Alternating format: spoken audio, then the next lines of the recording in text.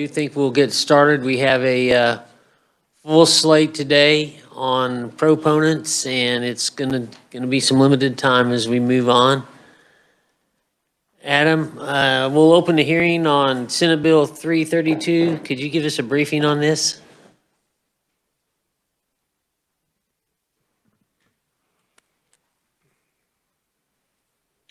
Thank you, Mr. Chairman.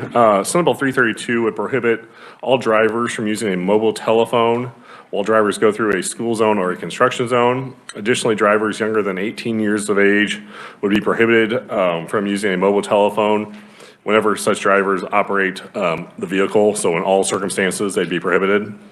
The bill provides certain exceptions for certain individuals, such as law enforcement acting within the scope of employment, a person operating a motor vehicle while such vehicle is lawfully parked, and individuals who use hands-free devices. Additionally, the individuals would be allowed to use a mobile telephone in the following situations: to report current or ongoing illegal activity to law enforcement, to prevent imminent injury to a person, to summon medical or other emergency assistance, to relay information between a transit or for-hire operator and the operator's dispatcher if the device is permanently affixed to the motor vehicle. Lastly, holding a mobile telephone when use would be restricted would constitute prima facie evidence, which is a lawful standard of a violation. The fine for an individual found guilty of violating this section would be $60. And then finally, I did not have in here, but a warning would be issued for any violations until January 1st of 2023. And with that, I'd be happy to stand for any questions. Adam, is this bill identical to the one we passed out last year? It is, Mr. Chairman. It was Senate Bill 25, and this bill contains all the amendments the Senate Transportation Committee made when it passed out of committee last year. Thank you. Further questions for Adam? Tom, Senator Hawk. Thank you, Mike. Mr. Chairman. Adam, on line 14, on the provisions that shall not apply to,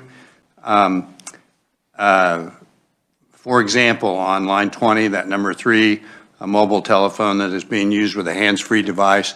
So, and I'm going to do a what-if type. So you're in a school zone, and you are holding your phone, but it's hands-free.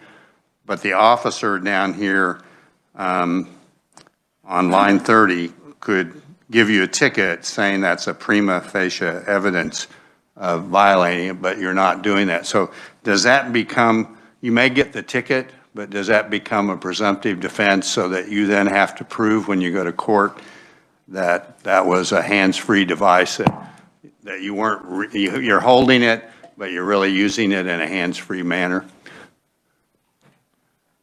I'm just thinking about how that might work out. And that might be a good question for one of the conferees as opposed to you as our attorney. But yeah, I may have to defer if there's law enforcement of how they would treat that one, because that may be one of those specific situations that I would have to think through. I'm just wondering how that might actually work out. So sure. Thank you.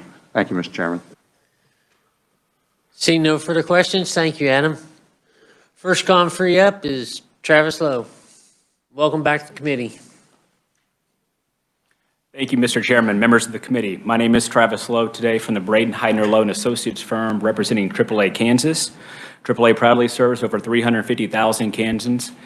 And on behalf of AAA, we appreciate the opportunity to come here today as a proponent of Senate Bill 332 that we believe will improve road safety for Kansas drivers and, most importantly, innocent bystanders near the roads.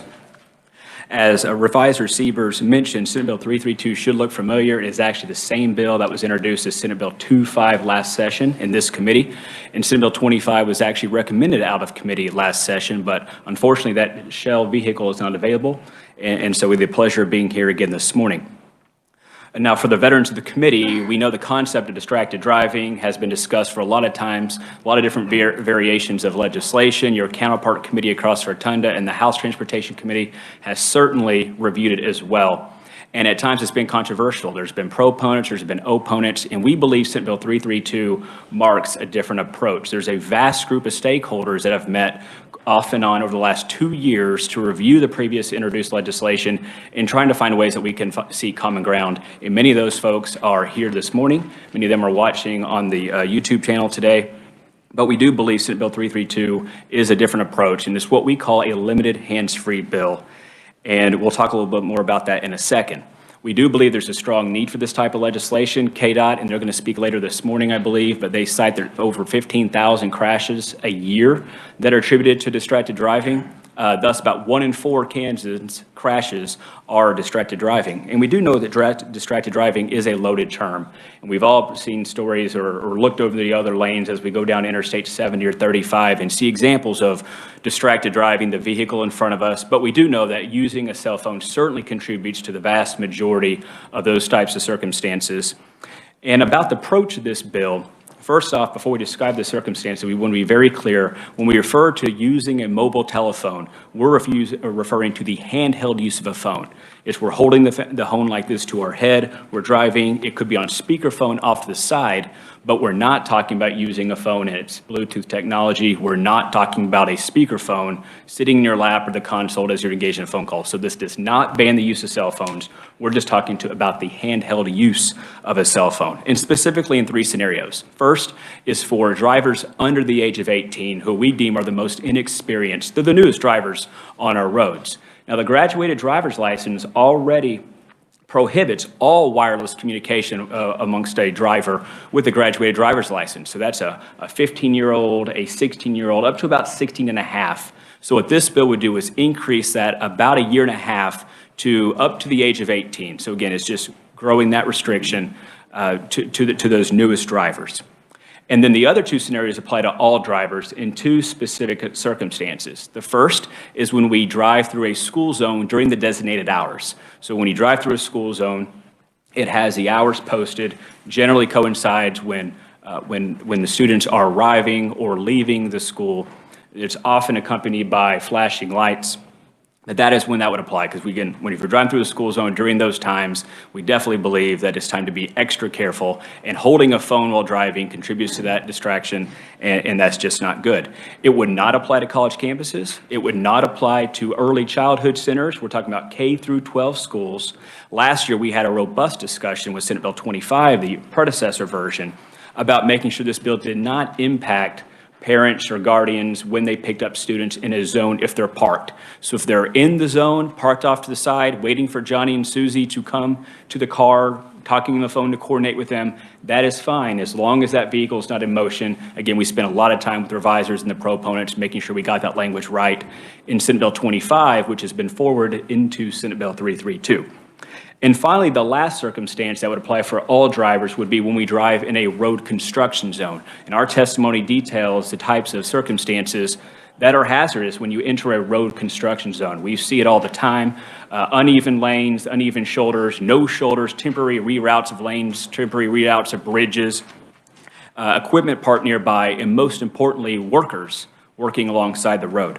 So this is the third component to that. Now, we did receive quite a bit of conversation last session about this. AAA Kansas would accept an amendment to specify that when you enter that road construction zone for the purposes of this legislation, that would apply when workers are present to the ultimate protection for those bystanders nearby. But we do believe that is an important piece of this legislation, and we'd like to keep that road construction zone in the bill. Just a little bit more about how we arrived at Senate Bill 332. The majority of states already had this type of law for minors on the books. Many of our neighboring states, such as Oklahoma and Nebraska, have rules that go even further to adults in certain circumstances, whether it be a bus driver or a school driver, things of that nature.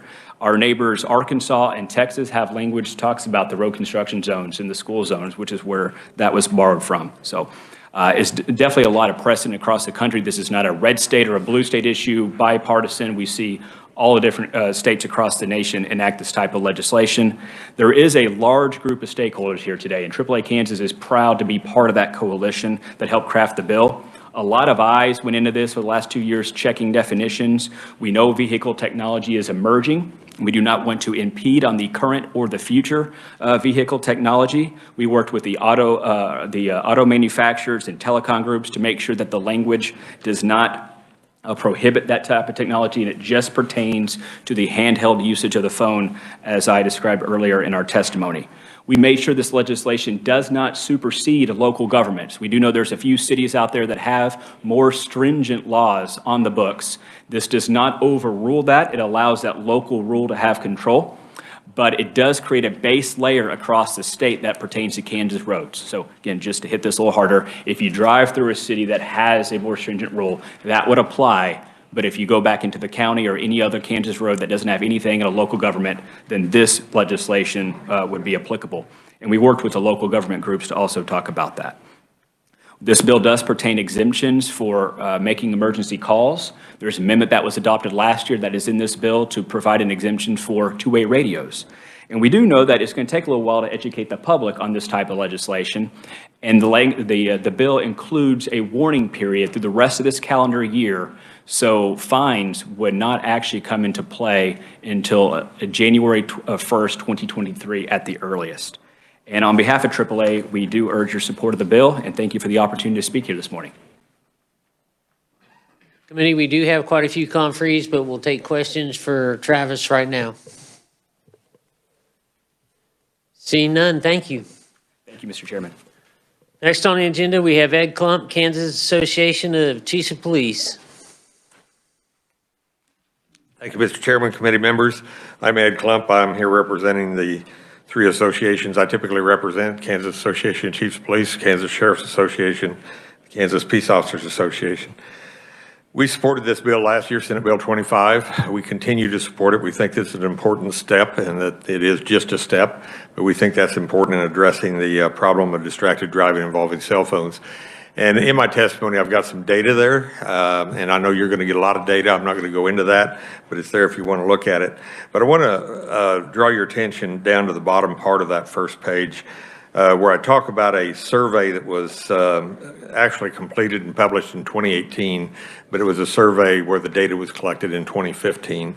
And it talks about perceptions of drivers and passengers in vehicles about cell phone use. And I think it has some really important data in there. If you look on the back side, 29.2% of those using phones while driving said they held it in their hand while they were driving. So that gives you some concept of how many are using handheld versus how many are using hand-free when they're talking on the phones. It's a national survey. The passengers, it was kind of interesting when you add those numbers together there. 54.7% were either felt the driver was very unsafe or somewhat unsafe when driving while using the cell phone. I think that's a good observation because we all think we're better than we are when we're behind the wheel than our passengers do when we're not behind the wheel. And I think that's an important piece of information. But one of the most important pieces of information I have here for you is in that graph. And I think this is important to legislators. If you look at the right side of that graphic, in the respondent states that do not have a hands-free law, 67% of the people supported having a law. If you look at the left-hand side, once that law was passed, that jumped 20% to 87% supported the law. So, well over half support this law when you don't have it, and it jumps 20% when you do have it. I think that speaks volumes of what the people really expect to have on the laws to protect their safety on the highways. And Mr. Chairman, you're going to get a lot of information here today. I'm going to keep mine short, and I'll stand for questions at the appropriate time. Any questions for Mr. Klump? Senator Hawk. Thank you, Mr. Chairman. That question I asked the reviser in terms of how this might be enforced, and I may not be reading that correctly, but I'll repeat that on the exemptions. So how do you think law enforcement and the courts might respond to a person who actually was using it as a hands-free device but had it in their hand the officer by line 30 sees you holding the phone, might issue a citation. And again, I think we have a year to get people educated, but how do you think that would play out? Would that be a presumptive defense and you'd have to go to court and show that somehow you had the hands-free, you were using the Bluetooth, or? If I could ask for a little clarification. So I'm a little puzzled with, you're using it hands-free, but you got it in your hands. Are you talking about you would be holding the phone in your hand, but you've actually got it connected Bluetooth through the vehicle or something to that extent? Okay. I think when you look at the activity in the vehicles, when people are using the phone in their hand without any Bluetooth or any of that, you typically see two things. You see this, or you see this. And rarely do you see this, if they're really using the phone itself. And I think we're going to be looking for that behavior. I think the behavior that we're really targeting is the obvious behavior. I think somebody just holding it, and usually they're not holding it up where you can see it anyway. Usually if they make the call, they've got it down by their side, or they lay it on the dash or the console or something like that where they're actually using it. I don't think that's going to be an issue. I think our officers, every law we have on the book, you have to apply it with a certain degree of discretion. And so I think our officers are pretty good at that. And I don't think they're going to go out of their way to try to ticket somebody that they're not absolutely convinced was using it, not with a Bluetooth connection while they're holding it in their hands. I just don't think that's going to be an issue. If there is, it would be an outlier. Thank you. I appreciate that response. Thank you, Mr. Chairman. Adam.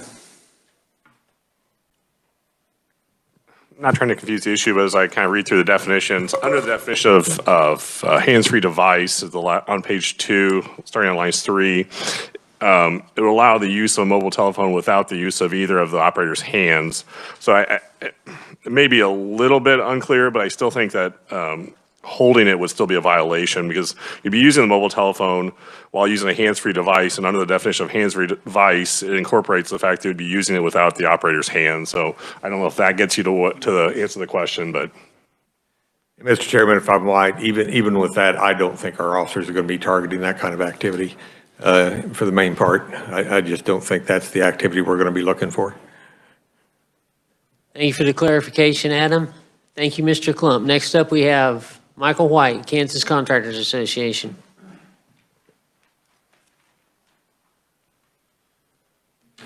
Thank you, Mr. Chairman, members of the committee. I'm Michael White, KCA Executive Director. I'm here today to support this bill. Appreciate the opportunity. I know last year we had the conversation and you guys supported this bill and amended it and sent it out. We thought it was a great bill last year. We think it's a great bill this year.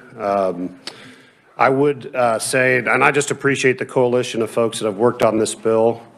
To the extent this bill needs another amendment in regards to workers being present in the work zone, we would support that if that's a measure that makes it more palatable for the legislature to pass this. That's how important this bill is to us. Some states we know have that provision in the law that workers have to be present. I would point out when you look at work zone fatalities, based on what KDOT provides, most of the fatalities from the motorist. It's not necessarily a worker. Obviously, we want to protect everybody in a work zone. So I'm not here to say that there's, to me, merit in that amendment, because I think you're seeing the motorists are putting themselves in jeopardy more sometimes than a worker at times. But if that makes it more palatable to move this legislation forward through this process, we're okay with that amendment. And I would stand for any questions, Mr. Chairman. Any questions for Michael? Seeing none, thank you. Appreciate it. Next up from WebEx, we have Jason Wetzel, Regional Manager, General Motors. I see he's still muted. Good morning, Chairman Peterson and members of the Senate Committee on Transportation. Welcome to the committee. Thank you, and thank you for this opportunity to testify. My name is Jason Wetzel. I'm Regional Manager of State Government Relations for General Motors. GM strongly supports Senate Bill 332. As the previous witness just mentioned, I know you're going to hear a lot of statistics and facts, and you already have, and you're well aware of why this issue is important. So I'll keep my remarks brief. Essentially, more than a decade of research indicates that using a mobile phone or a smartphone while driving causes the brain to shift between two tasks. And that slows the reaction time and narrows our field of vision. Distracted drivers, while engaging in this behavior, exhibit similar behaviors to drunk drivers, including slow reaction times, erratic speeds, weaving, and sudden braking. Hands-free use of devices while driving does not mean risk-free, but it does start to break the cycle. It does so by prohibiting drivers from frequently touching electronic devices while driving. I think we all know that our smartphones, whether we like it or not, are designed to distract us.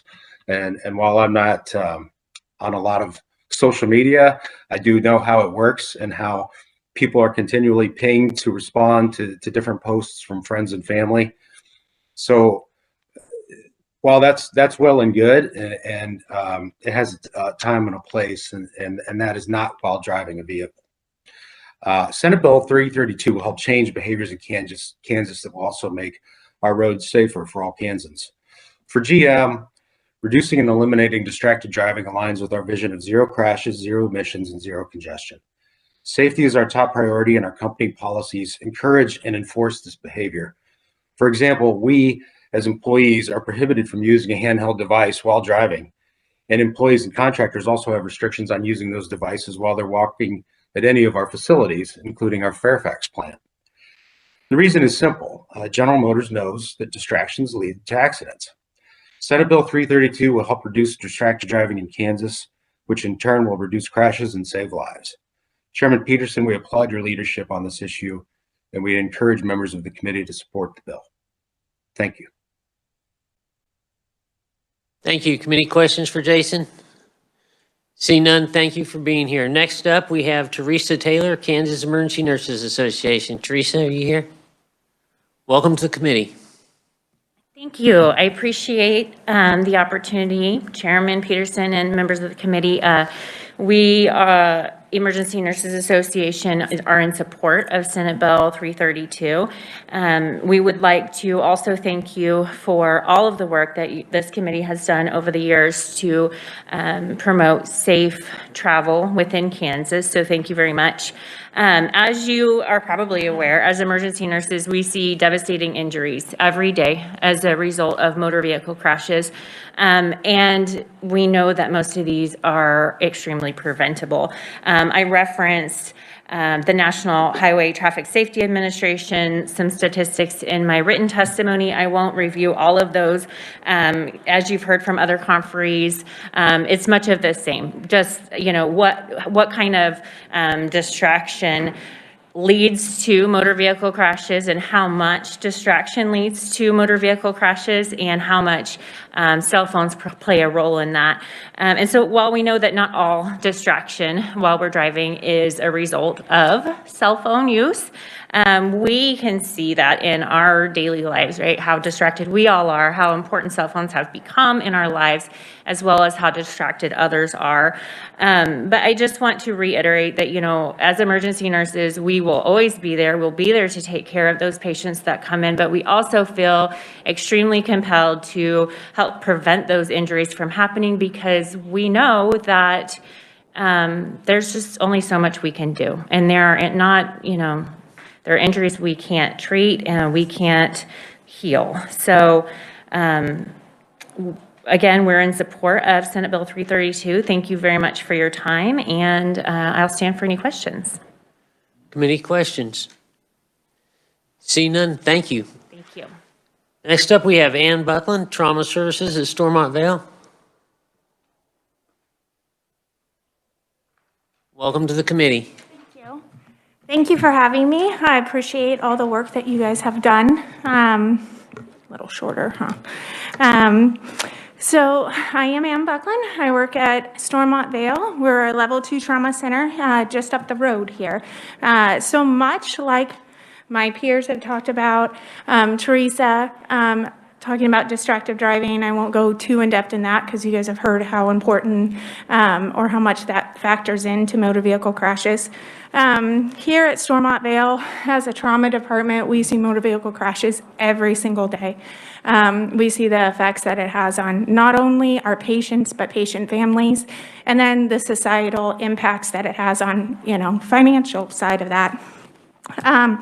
So Stormont Vale supports this bill.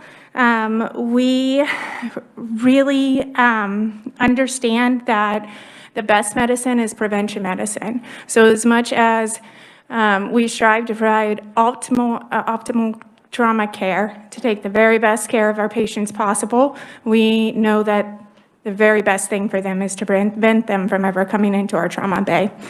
So it really is a public health measure, and it's one that we feel very strongly about. We know that pedestrians in particular are more prone to accidents. So if they get ran over by a car, they're going to have more extensive injuries, poorer outcomes. So especially supporting this in the school zones and the work zones where we have more pedestrians about is an important thing. The other aspect of this I'd just like to mention is the fact that novice drivers are more prone to distracted driving in general, whether it's, changing the radio station or whatever the case might be. And we've already seen changes made in cars to make that Bluetooth available to limit that. So it surely is time that we do the same with cell phones. I thank you guys for your time. And again, Stormont Vale appreciates your guys' support of this bill. Committee, any questions for Ann? Senator Pittman. Thank you, Ann, for coming up here and testifying. Just kind of assuming that in general, even this is a little bit more limited, but you'd probably support eliminating for all circumstances beyond just these specialized circumstances, right? Yes. Okay. Yeah. Prevention medicine is, it's medicine of the future, and it is extremely important that we do what we can to prevent these patients from ever entering our trauma bay. Thank you. Thank you, Ann. Appreciate it. Next up, we have Nicole Allensworth, a citizen from Lawrence. Welcome to the committee, Nicole. Thank you, Senator, and thanks for having me. I appreciate it. My name is Nicole Allensworth. I live in Lawrence, Kansas, and I'm in favor of this bill. But we need to realize it's just baby steps to where we need to be. On June 10th, 2015, I was in a vehicle car crash in a construction zone. Thankfully, no one was in the area, and no one was hurt as badly as I was. And my daughters were not with me. But I was texting and driving and ended up with being unconscious from my car crash. And had helicopter flown to the hospital. My journey of my life was completely altered. Before my crash, I was going to school at Johnson County Community College. I was getting nothing but A's and B's. I was working on going to school graduating with honors. I was raising my daughters full-time as a single mom and working part-time. So I had a lot on my plate and I was doing a lot. But after my crash, I was hospitalized in a rehabilitation center for 27 days. And I had therapy for 4 years for physical and learning disabilities from my traumatic brain injury that I received from my car crash. And I thankfully have returned to work 6 years later. So I know the harm that it's caused is not just to the driver or to the others in the accident, but also to the family and friends that are related or know the victim of a car crash that is caused by distracted driving and being distracted on the phone. Because I lost both connections with both family and friends. I may be 45 and I may be older than 39 when the car crash happened. But we need even support in this bill, even though it's under age 18. But it's a start in the right direction. We just need to remember that distracted driving doesn't just happen in certain areas or certain locations, and it doesn't happen to just age limit. It doesn't have an age limit. Thank you. Thank you. We appreciate your courage for coming forward and sharing. Committee, is there any questions? Seeing none, thanks again. Next up, we have Phyllis LaRue, Legislative Liaison for Safe Kids Kansas. Welcome to the committee, Phyllis.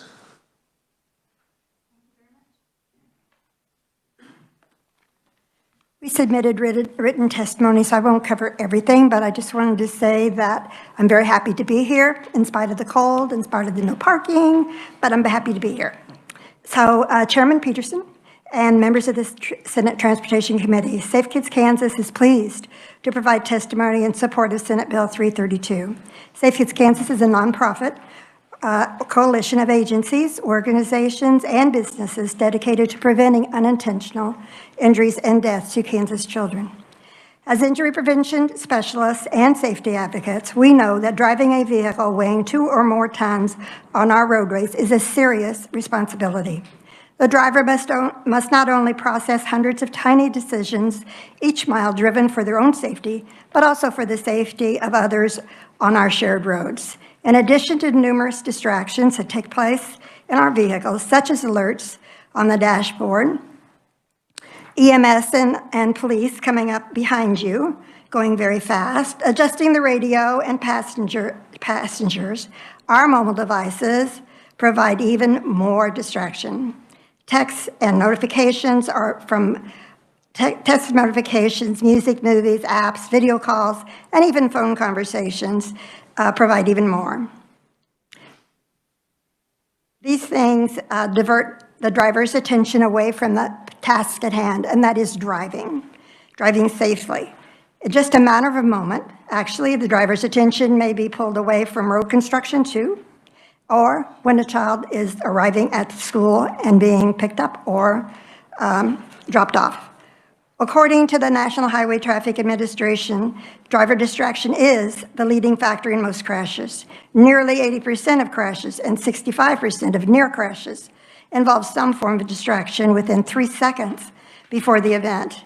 And distracted driving claims 3,142 lives in 2019 alone, and that was a 9.9 increase from the previous year. In Kansas, 1 in every 4 crashes are caused by distracted driving.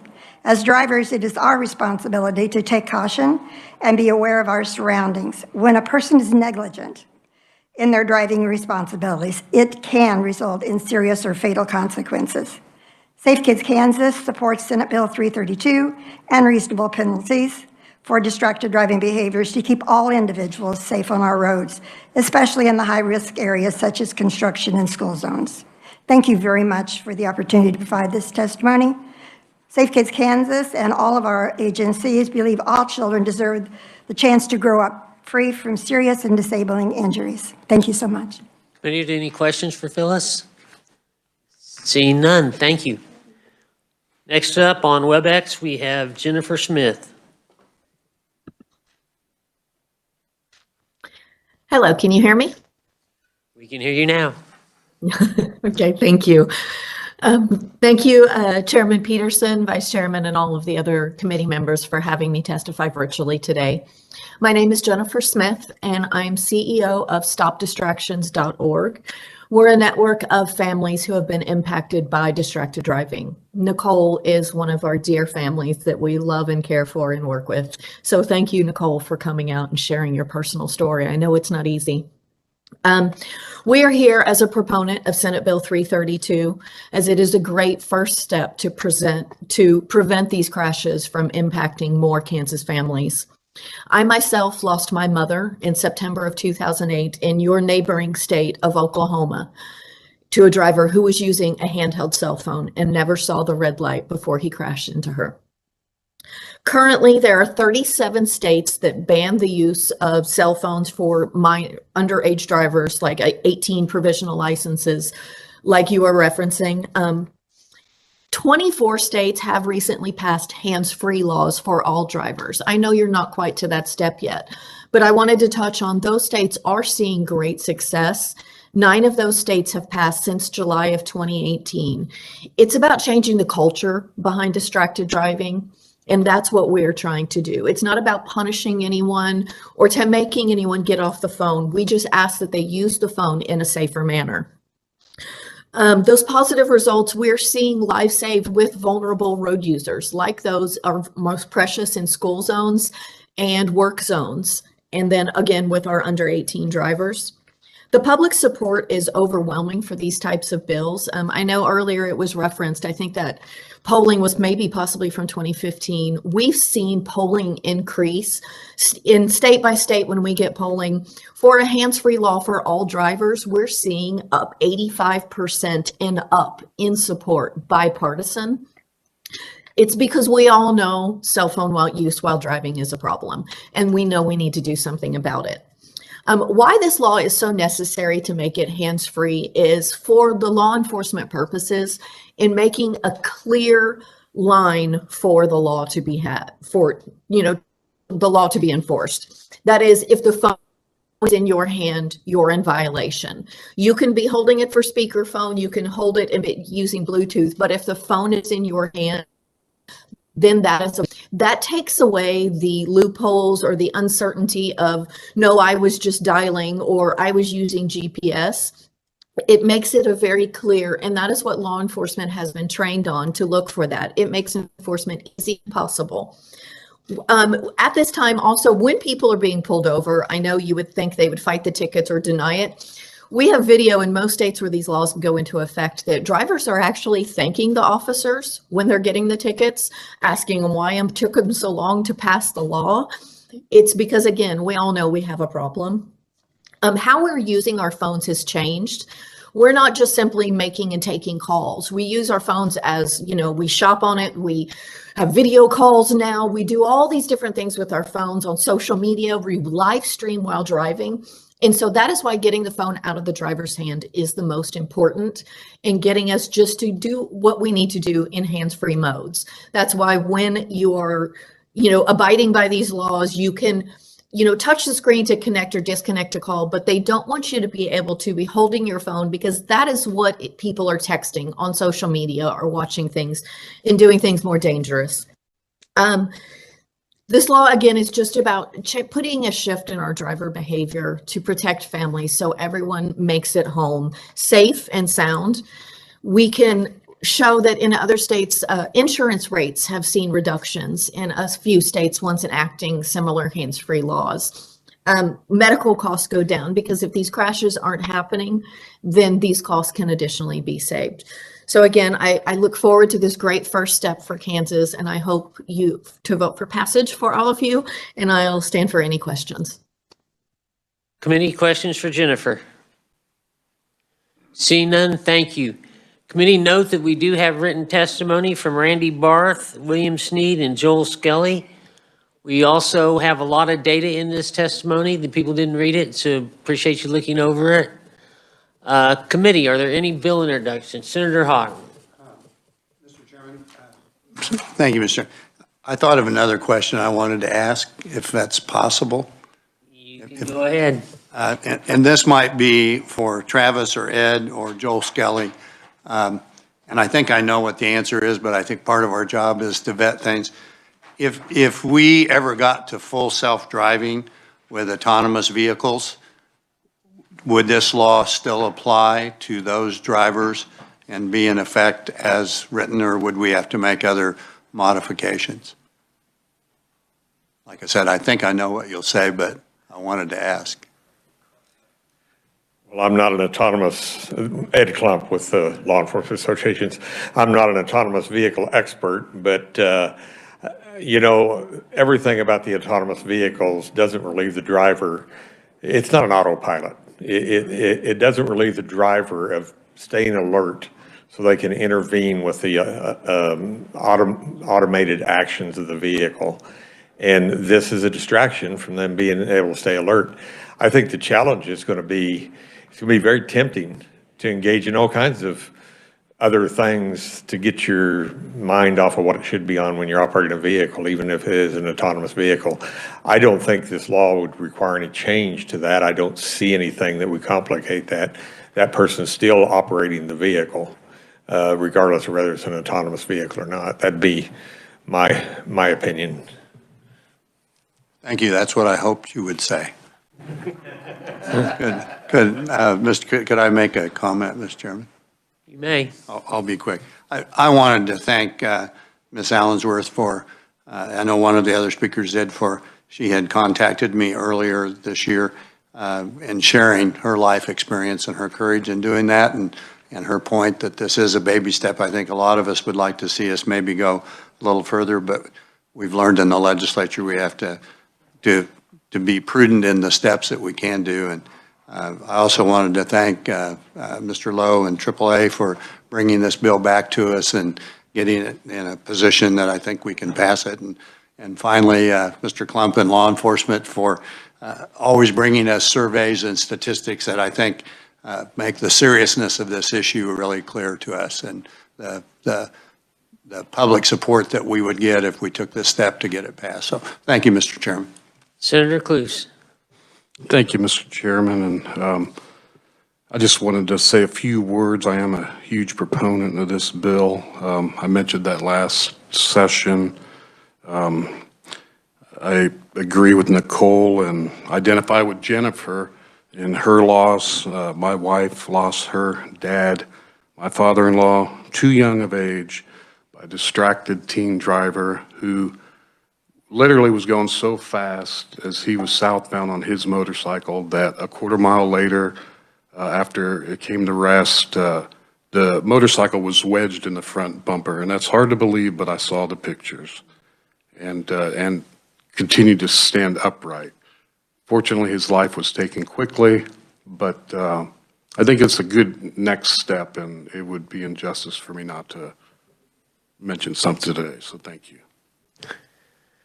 Thank you, committee. We'll close the hearing on Senate Bill 332. We'll go back to that order of business, bill introductions. Are any bill introductions from the audience?